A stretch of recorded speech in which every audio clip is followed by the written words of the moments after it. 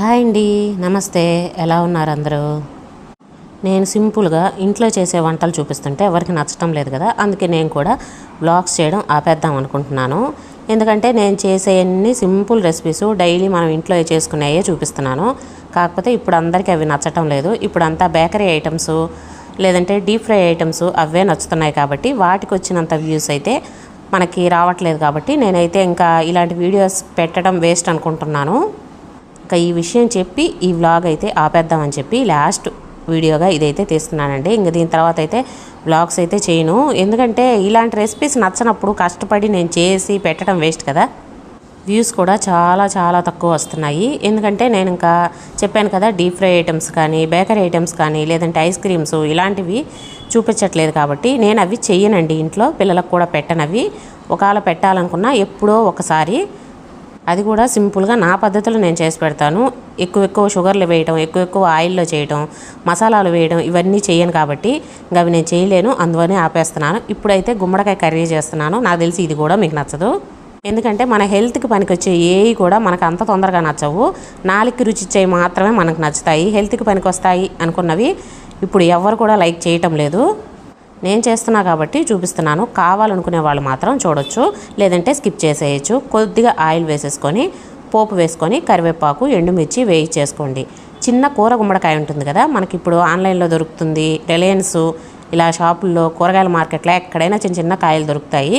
తెచ్చుకొని చక్కగా కడిగి తొక్కు తీయకుండా ముక్కలుగా కట్ చేసుకోండి. మనం సొరకాయ ముక్కలు కట్ చేసుకుంటాం కదా, అలా కట్ చేసుకోవాలి. 5 నిమిషాల్లో మనకి ఇదైతే తీపిడి గుమ్మడికాయ రెడీ అయిపోతుంది. నాకైతే ఈరోజు వంట చేసే పని కూడా లేదండి. మా వారు బయటకు వెళ్తానన్నారు భోజనానికని. ఇంకా వంట కూడా ఏం చేయట్లేదు, అన్నం వండేస్తున్నాను. పిల్లలు ఈ గుమ్మడికాయ కర్రీ చేయమని అడిగారు కాబట్టి ఇదైతే చేస్తున్నాను. ఇది అన్నంలోకి కాదండి, మనం ఒట్టిగా తినేయచ్చు. కొంచెం తీయగా కారంగా బాగుంటుంది. ఎండుమిర్చి వేసాం కదా, దీంట్లో బెల్లం కూడా వేస్తాము. దీన్ని తీపి గుమ్మడికాయ అంటారు. మామూలుగా ఎక్కువగా సంక్రాంతి అలాంటప్పుడు ఎక్కువగా వండుకుంటారు. పెద్దలకు పెట్టుకుంటారు కదా, అప్పుడు కూడా గుమ్మడికాయ వండి కూర చేసి పెద్దలకు పెడతారు చాలామంది. బూడిద గుమ్మడికాయ అయితే ఉడియాలు పెట్టుకుంటారు. ఈ గుమ్మడికాయ అయితే ఇలాగా కూరలాగా చేసుకుంటారు. మనం మూత పెట్టి ఒక 2 నిమిషాలు మగ్గించుకున్నామంటే సరిపోతుంది. తర్వాత కొద్దిగా సాల్ట్, బెల్లం వేసేసి ఇంకొక 2-3 నిమిషాలు మగ్గించుకుంటే మెత్తగా అయిపోతుందండి. ఎంత 5 నిమిషాల్లో మెత్తగా అయిపోతుంది. చాలా స్పీడ్గా అయిపోతుంది కూర. ఎండుమిర్చి వేసాం కదా, కొంచెం కారం కొద్దిగా తగులుతుంది. తీపి కూడా కొద్దిగానే వేసాం కాబట్టి ఆల్రెడీ గుమ్మడికాయ కొంచెం తీపిగా ఉంటుంది. కొంచెం కారంగా, కొంచెం తీయంగా చాలా టేస్టీగా ఉంటుంది. హెల్త్కి కూడా చాలా మంచిది.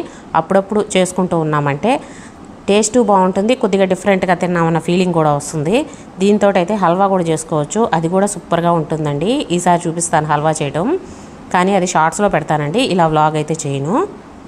మంచి ఎండలో బయటకు బయలుదేరానండి. మధ్యాహ్నం 1:30 టైం. ఇప్పుడు ఎండ అయితే అదిరిపోతుంది. ఇంకా పని ఉన్నప్పుడు తప్పదు కదా, బయటకు వెళ్ళాలి. ఎక్కడికి వెళ్తున్నాం అనేది ఒకసారి చూడండి, మీకే తెలుస్తుంది. మా పిల్లల కోసం అయితే ఒక చిన్న పని చేయడానికి వెళ్తున్నాము. పిల్లల కోసం, పిల్లల ఫ్యూచర్ కోసం అంటే తప్పదు కదా. ఎండ వాన ఏం లెక్క పెట్టము, వెళ్తాము. ఎక్కడికి వెళ్తున్నామని చూపిస్తాను. ఇద్దండి.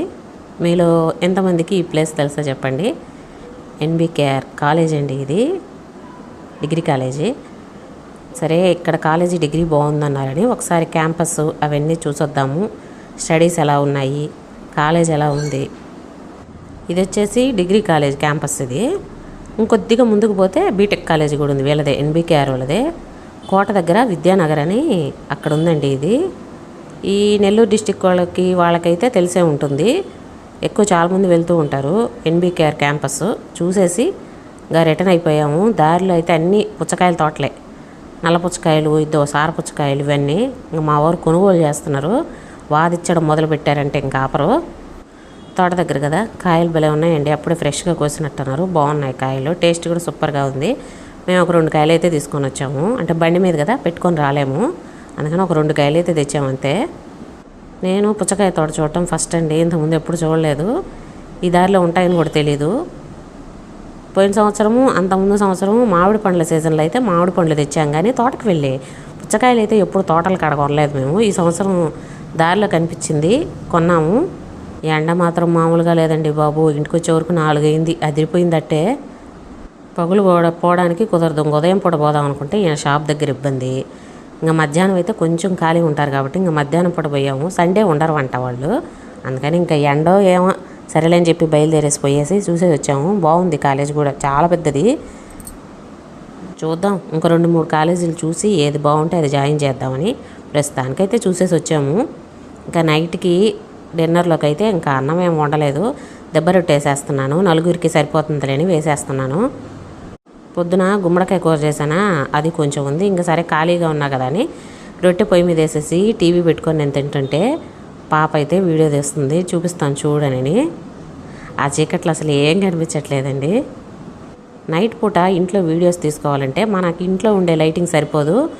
రింగ్ లైట్ కానీ ఉంటే కెమెరాకి కరెక్ట్గా తీసుకోవచ్చు. నాది మామూలుదేను, అందువల్ల అంత లైటింగ్ రాదు. సిమ్లో పెట్టేసానా, ఇదైతే అయిపోయింది. ఇంకా తిరగేసామంటే మళ్ళీ ఇంకో పక్క కూడా చక్కగా ఎర్రగా కాలుతుంది, కరకరలాడుతూ చాలా బాగుంటుంది. పొద్దునైతే ఇడ్లీ పెట్టేసి పచ్చికారం నూరాను కొద్దిగా, ఇంకా కారపొడి అవి వేసుకొని తినేస్తారు. సాయంత్రం అయితే ఇంకా పిండి ఉంటే ఇట్లాగా దెబ్బ రొట్టేసేసాను 4గురికి. దీంట్లోకి అయితే ఇంకా కాంబినేషన్ అయితే ఇంకేం చేయలేదు. చెప్పాను కదా పచ్చికారం నూరేనా, కొబ్బరి కారం ఉంది, వెల్లుల్లి కొబ్బరి కారం ఉంటుంది కదా, అది కూడా బాగుంటుంది దీంట్లోకి. ఇంకా అది ఉంది, అందుకని ఇంకేం చేయలేదు, చట్నీ ఏం చేయలేదు. ఒకేసారి అందరికీ టిఫిన్ చేయాలంటే ఇట్లా చేసుకోవచ్చండి, శుద్ధంగా టేస్ట్ బాగుంటుంది.